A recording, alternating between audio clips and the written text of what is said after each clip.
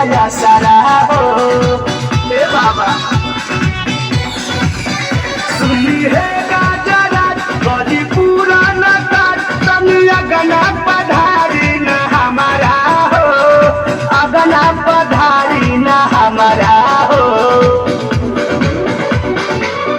सिरिनाई करिले न मनवा इहे बात चाहनवा ए बाबा सिरिनाई करिले न मनवा इहे बात चाहनवा ए बाबा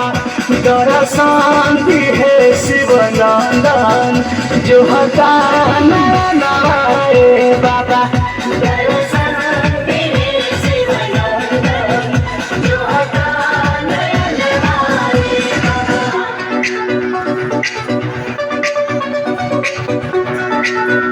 Thank you.